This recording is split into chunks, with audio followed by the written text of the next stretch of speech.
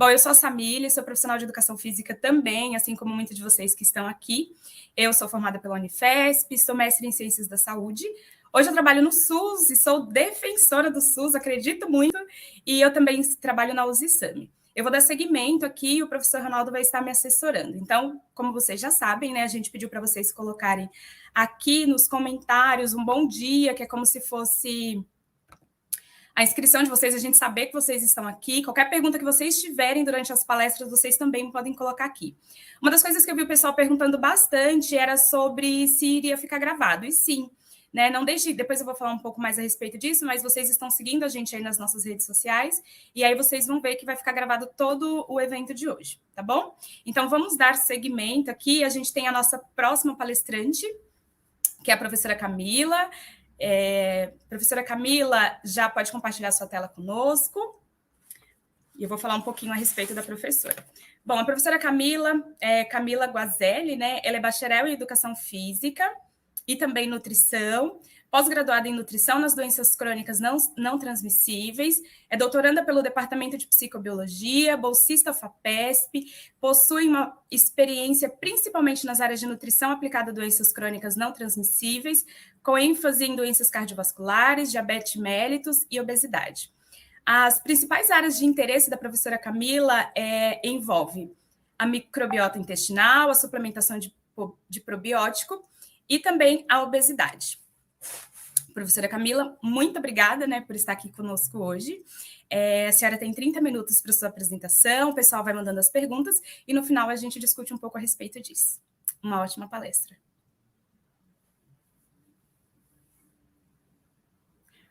Professora Camila, você pode ligar o microfone, por favor?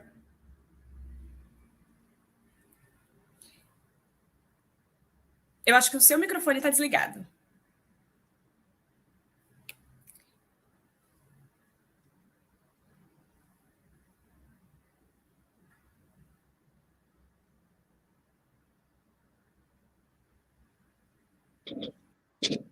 Agora sim. Consegue me ouvir? Acho que agora foi. Você está me ouvindo?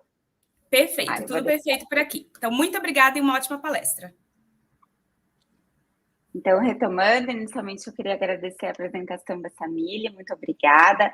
Queria agradecer também a presença de todos no evento e ao professor Ronaldo, em especial, pelo convite.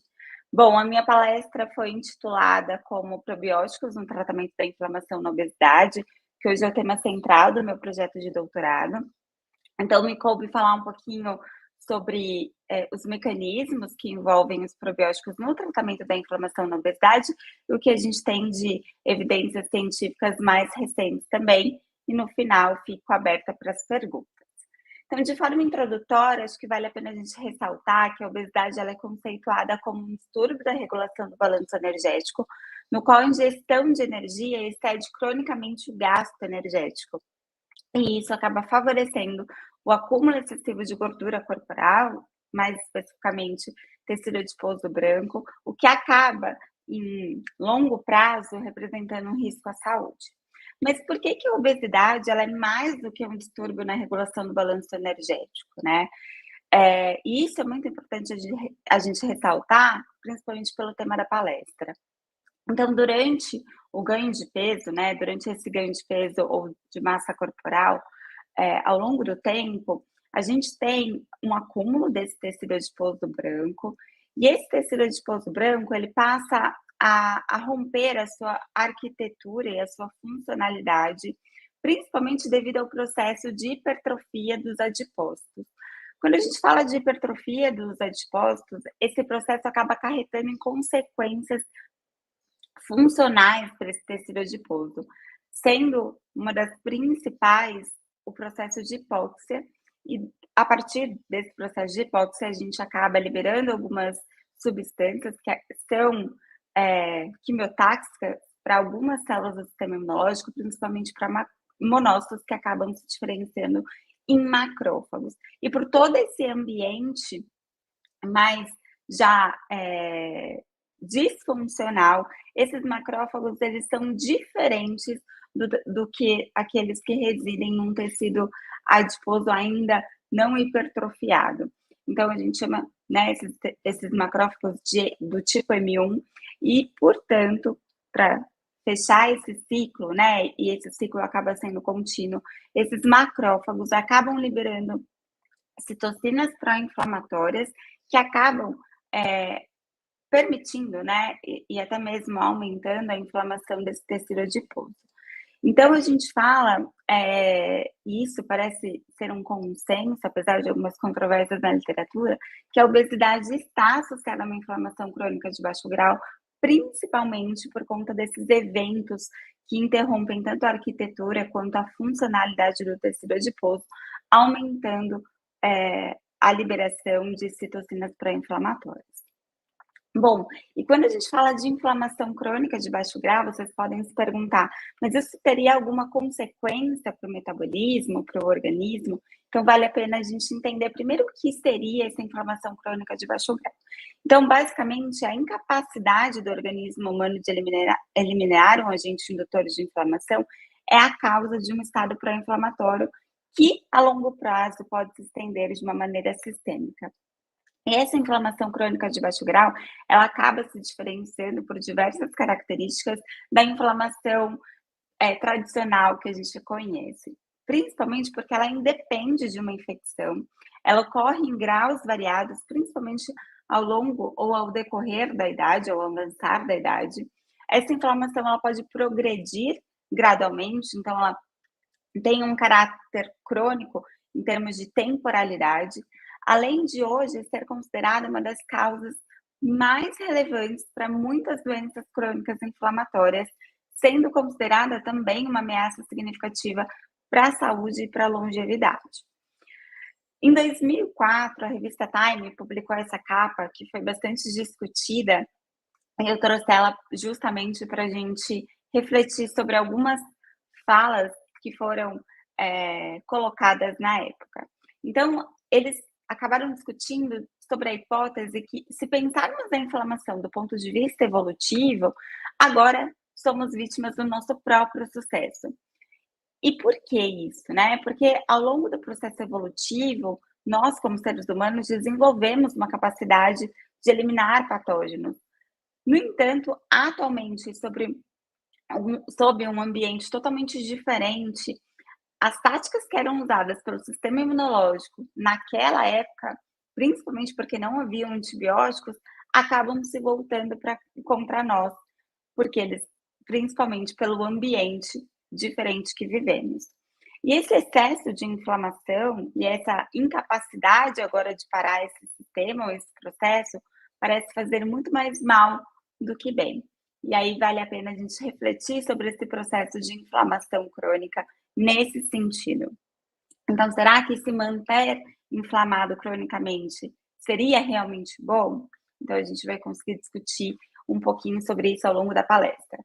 Então, eu trago esse artigo, principalmente por conta dessa imagem, que eu acho que é uma imagem extremamente didática e ilustrativa, sobre a engrenagem que envolve essa inflamação crônica de baixo grau.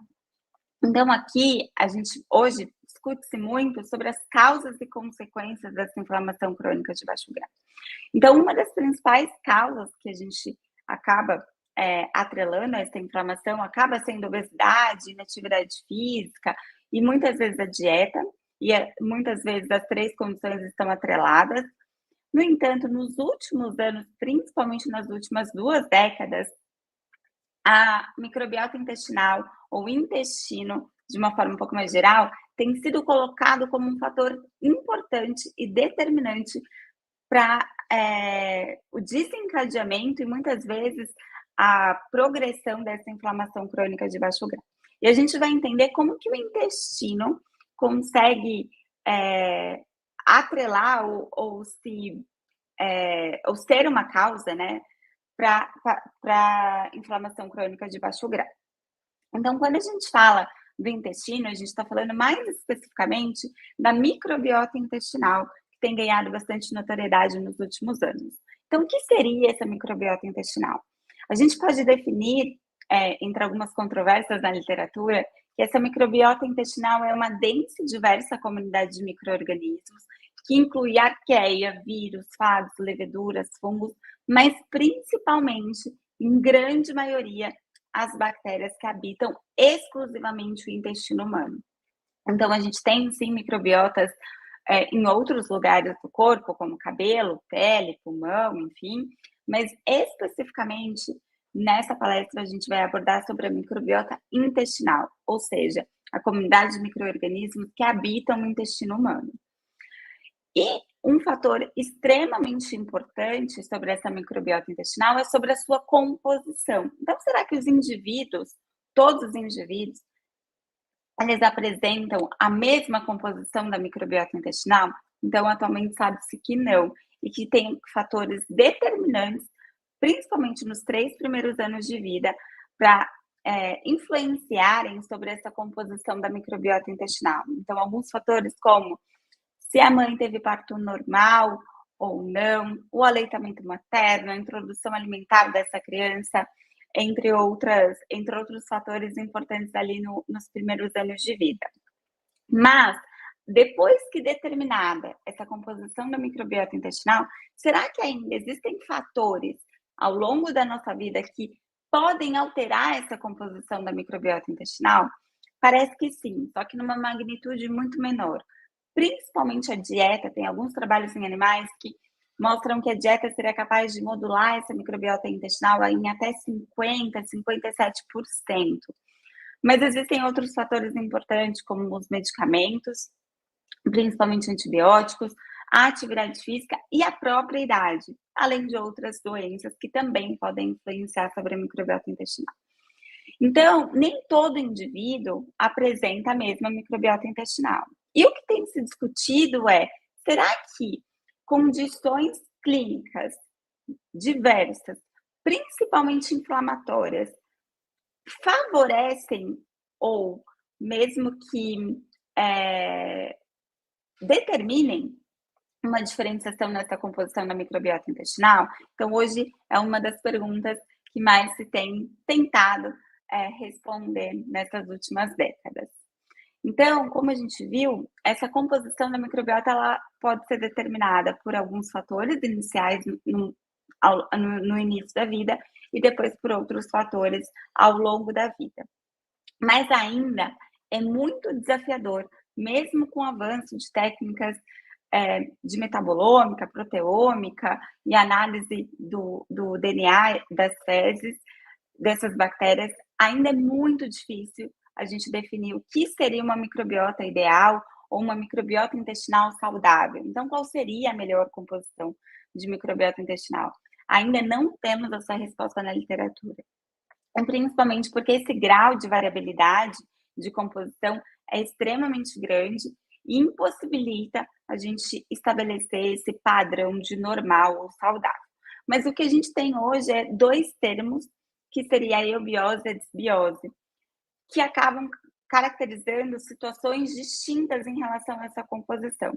Então, a gente tem alguns marcadores que indicam alterações em relação a essa microbiota intestinal.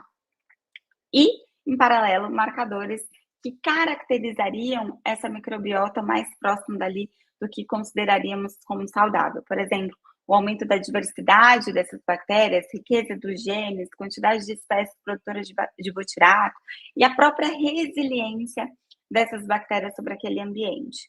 Então, quando a gente teria essas características mais claras nessa composição da microbiota intestinal, a gente diria que o indivíduo permanece em um estado de eubiose. Esse estado de eubiose favoreceria a homeostase metabólica e principalmente desfechos clínicos favoráveis em relação ou em comparação, perdão, a um quadro de disbiose, onde esses parâmetros estariam alterados ou modificados, principalmente quando a gente fala ali de diversidade e riqueza de genes em relação a essas bactérias. Então, a gente teria 2 condições. Esse indivíduo ele pode ter uma microbiota em eubiose ou uma microbiota intestinal caracterizada como uma disbiose, ou seja, um desequilíbrio ali em todos esses fatores e, principalmente, um aumento de espécies bacterianas consideradas de patobiontes, ou seja, com características mais prejudiciais do que benéficas ao nosso organismo. Então, por que eu falei tudo isso para vocês, né? Porque é muito importante que a gente entenda o papel dessas bactérias localmente e sistemicamente. Então, essas bactérias, apesar de elas residirem especificamente no intestino, elas têm funções sistêmicas, principalmente porque elas produzem metabólitos que atravessam o epitélio intestinal e conseguem chegar na corrente sanguínea, e existem receptores em diferentes órgãos para esses metabólitos. Então, eu coloquei aqui uma imagem à minha esquerda que consegue ilustrar basicamente a ação, né, os papéis dessa microbiota intestinal sobre diferentes órgãos e o que essa ação em relação a esses órgãos poderia ocasionar de doença ou alguma condição clínica. Então, quando a gente vê o tecido adiposo, a gente vê uma interação direta entre esses micro-organismos e o tecido adiposo, levando a inflamação que, por conseguinte, pode acarretar em obesidade. Então, a gente vai tentar entender um pouquinho como essas bactérias se comunicam lá, mais especificamente com o tecido adiposo, levando ou aumentando a inflamação, levando a desfechos metabólicos desfavoráveis. Principalmente, como eu falei para vocês, essas bactérias elas produzem alguns metabólitos, mas além de produzirem alguns metabólitos, elas também apresentam algumas estruturas que conseguem atravessar o epitélio intestinal quando existe um aumento dessa permeabilidade. E esse fragmento, mais especificamente chamado de LPS, que é o polissacarídeo, ele consegue interagir com um receptor muito importante, que é o Toll-like receptor 4, presente em diferentes tecidos. E essa ligação entre LPS e Toll-like receptor em diferentes tecidos pode promover o desencadeamento de uma cascata inflamatória, favorecendo o aumento da inflamação nesses tecidos e, por conseguinte, em última instância, aumentando a inflamação sistêmica. Então, como eu coloquei aqui, a gente teria a ligação direta desse LPS, que já age localmente ali no intestino, favorecendo uma inflamação local, que aumenta a permeabilidade intestinal. Se eu tenho uma permeabilidade intestinal aumentada, esse LPS consegue passar, né, por esse epitélio, chegando ali à corrente sanguínea e chegando posteriormente a tecidos específicos, principalmente tecido adiposo.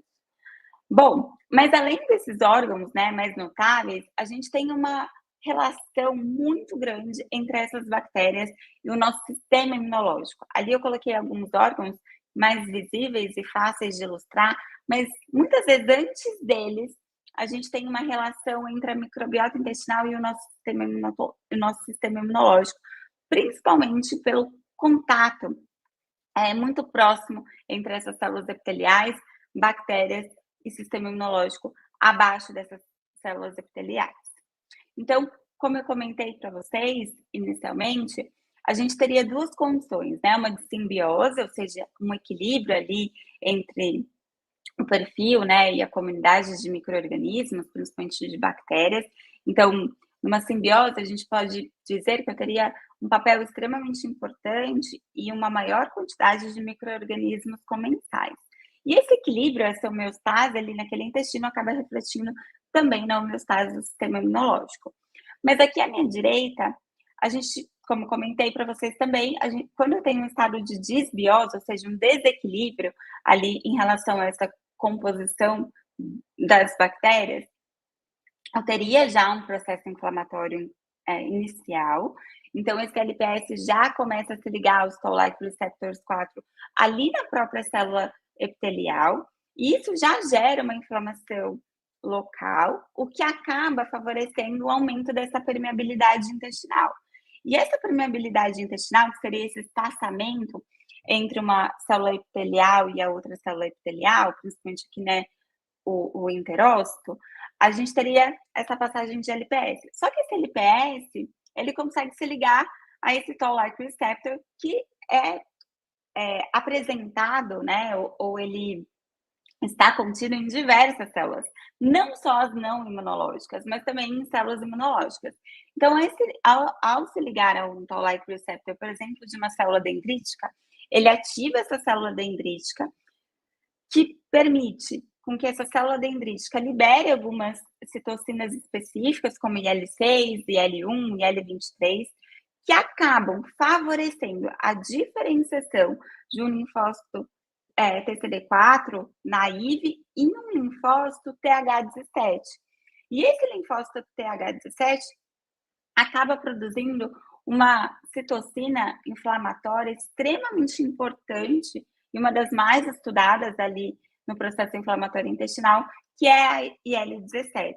Então, se eu tenho uma maior ativação aqui dessas células dendríticas, apresentando esse antígeno e portanto, né, promovendo essa diferenciação para TH17, eu teria um aumento dessa IL-17 e, portanto, um aumento da inflamação, como a figura demonstra. E esse é um sistema que retro se alimenta.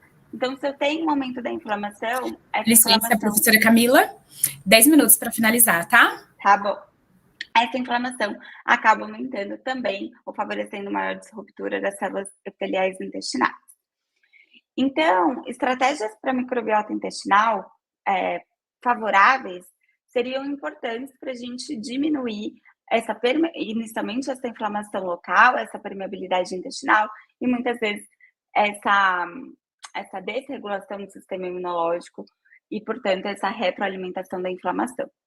Então, o probiótico é uma das estratégias, uma intervenção bastante investigada nos últimos anos, ainda não muito clara em relação às suas prescrições, mas a gente vai comentar isso posteriormente.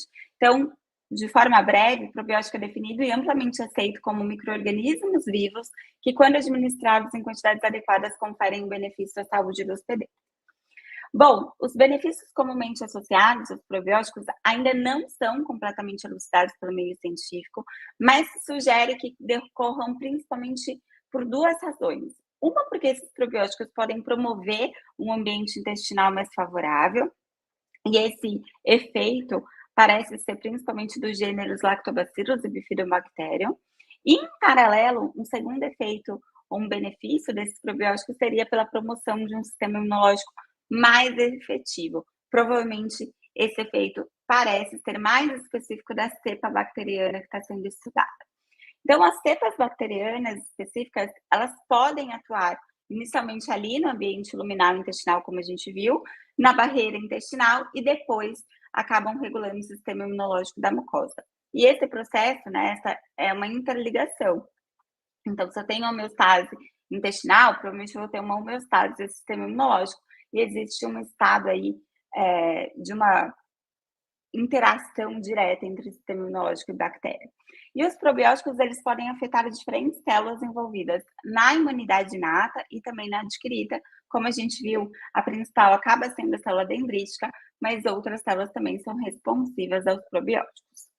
Bom, aqui eu vou falar um pouquinho do principal mecanismo pelo qual esses probióticos interagem com essas células do sistema imunológico e regulando ou modulando a liberação de citocinas e, por conseguinte, a modulação do sistema imunológico.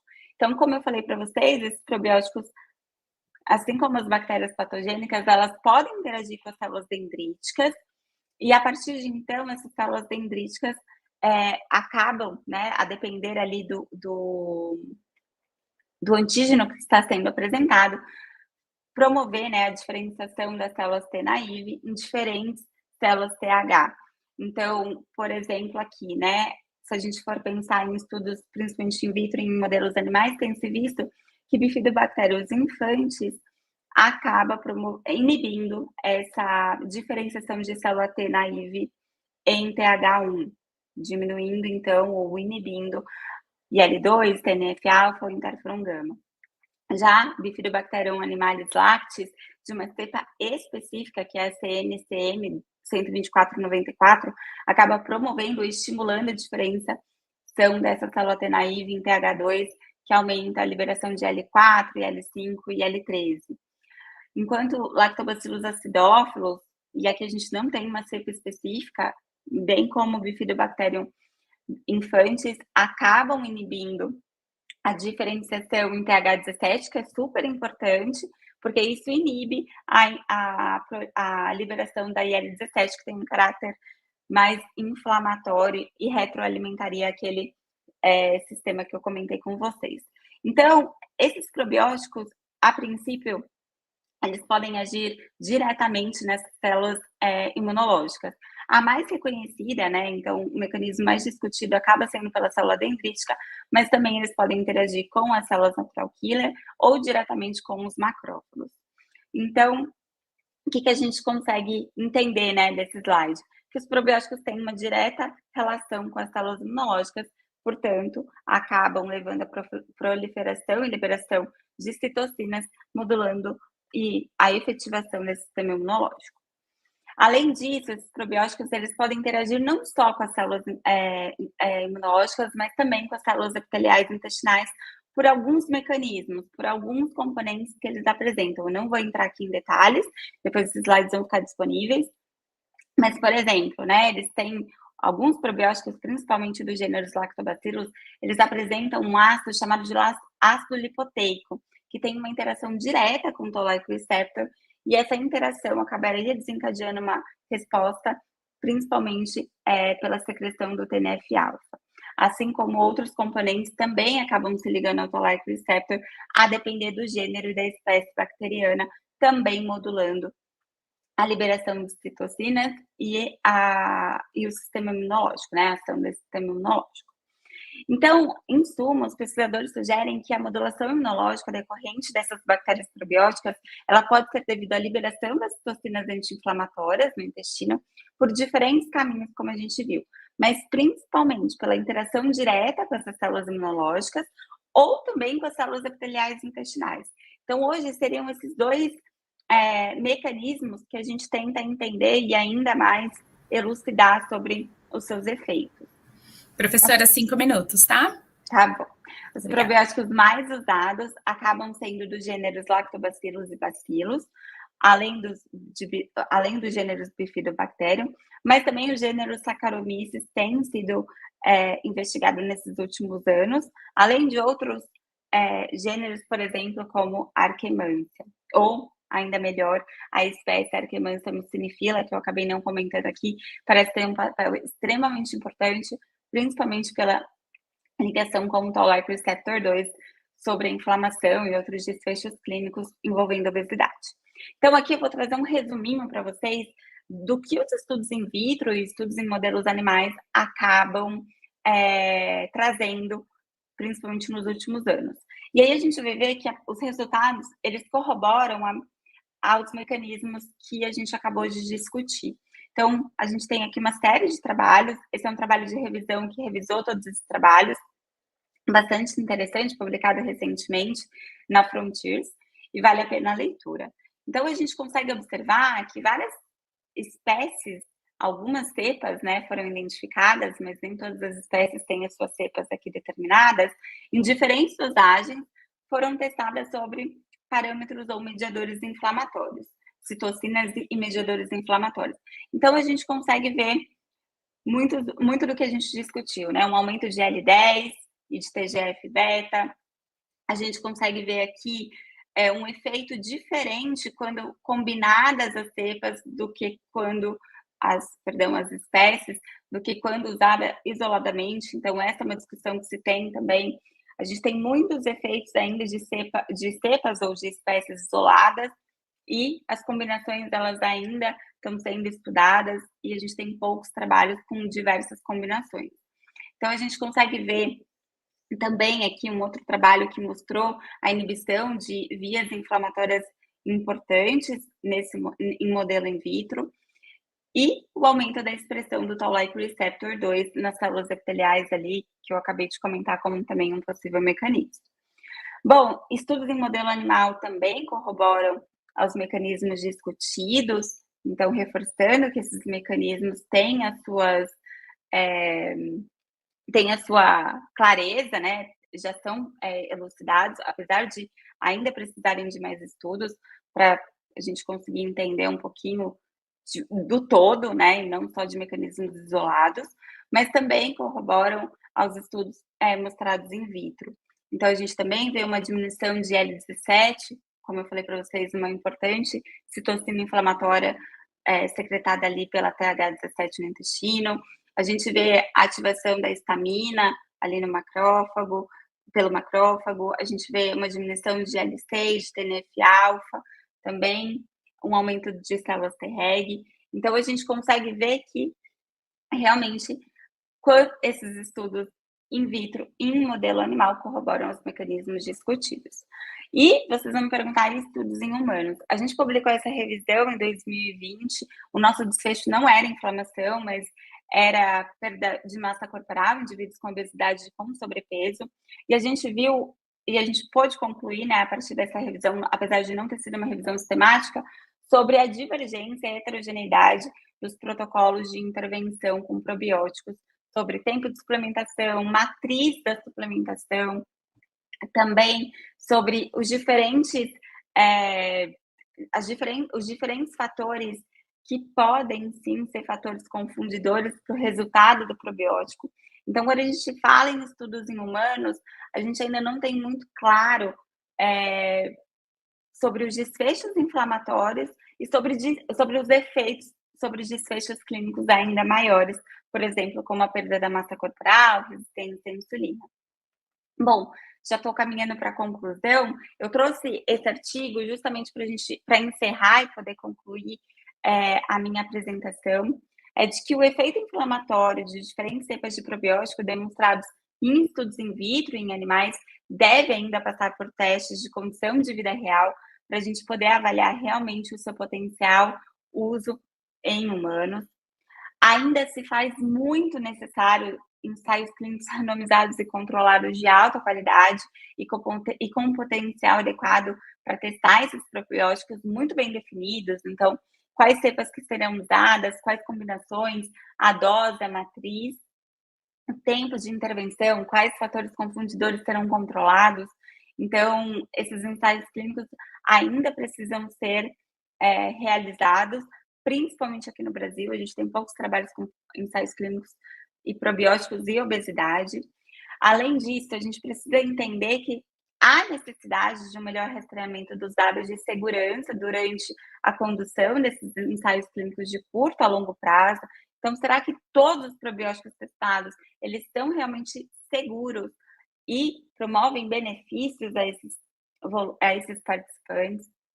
Além disso, a gente também precisa começar a entender que produtos comerciais de alta qualidade, devidamente rotulados e que sejam testados e, sim, mostrados eficazes em seus testes, precisam ser comercializados adequadamente e apresentar maior disponibilidade, não só à população, mas também à área acadêmica.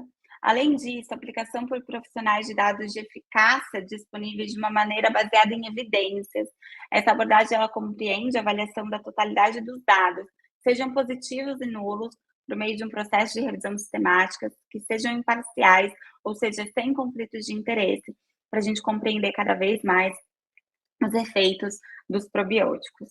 Além disso, cabe, né, como última consideração, que a gente compreenda as características do hospedeiro, ou seja, a dieta, a microbiota intestinal basal, os medicamentos que ele usa, as condições clínicas apresentadas e todos os outros fatores ambientais que podem, sim, interferir na resposta dos probióticos. E a gente sabe o quanto isso é complexo, sobretudo em ensaios clínicos randomizados e muito bem delineados. Bom, para finalizar, eu não vou trazer nenhum resultado, porque o meu projeto ainda está em andamento, então o projeto FAPESP ainda em execução, mas a gente pretende, a partir de todas essas indagações, verificar o efeito da suplementação probiótica associada a uma restrição calórica sobre a composição corporal, sobre a microbiota intestinal, então sobre a composição dessa microbiota intestinal, e também sobre biomarcadores inflamatórios em indivíduos adultos que vivem com obesidade. Então, é um projeto o qual é orientado pelo professor Ronaldo Wagner Tomacelli dos Santos, e em breve eu espero poder trazer os resultados para maiores discussões sobre essa intervenção probiótica e também sobre o papel da restrição calórica nessa inflamação em indivíduos com obesidade. Aqui fica meu obrigada pela atenção, meus agradecimentos específicos às agências de fomento e à universidade, pela oportunidade de poder exercer, né, o meu projeto. Além disso, um agradecimento muito especial ao meu orientador, Ronaldo Wagner Tomacelli dos Santos, o qual acreditou na ideia do projeto e sempre me apoiou, então fica meu agradecimento. E além do agradecimento a ele, eu também queria agradecer a todos os discentes do Laboratório de Fisiologia e Bioquímica do Exercício, o LAFISM, o qual estão nomeados aqui, pelas discussões, pelo meu amadurecimento científico ao longo das reuniões e ao longo do tempo. Então, todos contribuem muito para o nosso laboratório avançar, inclusive para esse evento estar sendo realizado junto com o professor Ronaldo. Então, fica aqui meu obrigada e eu fico à disposição para qualquer dúvida. E meu e-mail também fica aqui para qualquer dúvida ou, enfim, pergunta que vocês quiserem fazer. Obrigada. Professora Camila, muito obrigada. Eu acho que é tão importante a gente poder falar de obesidade, principalmente no nosso país, onde a gente tem uma grande parcela da população que está aí numa margem do sobrepeso, indo para a obesidade, né? Nós temos aqui algumas perguntas e aí eu vou lendo e você vai respondendo. Tudo bem? Bom, a primeira pergunta que a gente tem é: as cápsulas vendidas atualmente no mercado realmente faz efeito? Ou apenas as de liberação entérica? Tá. Primeiro, a gente não é só a gente entender se está em cápsula, se está em sachê, ou se, enfim, foi misturado ali com uma outra matriz, como um iogurte, por exemplo. Carla, a gente precisa entender quais cepas bacterianas estão envolvidas nessa formulação. Antes de entender sobre a matriz, a gente precisa entender sobre as cepas bacterianas que estão sendo ali incluídas, né, nessa cápsula ou enfim, picadas.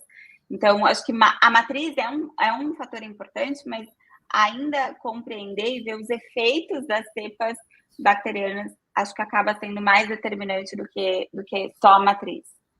Perfeito. Obrigada, Carla, pela sua pergunta.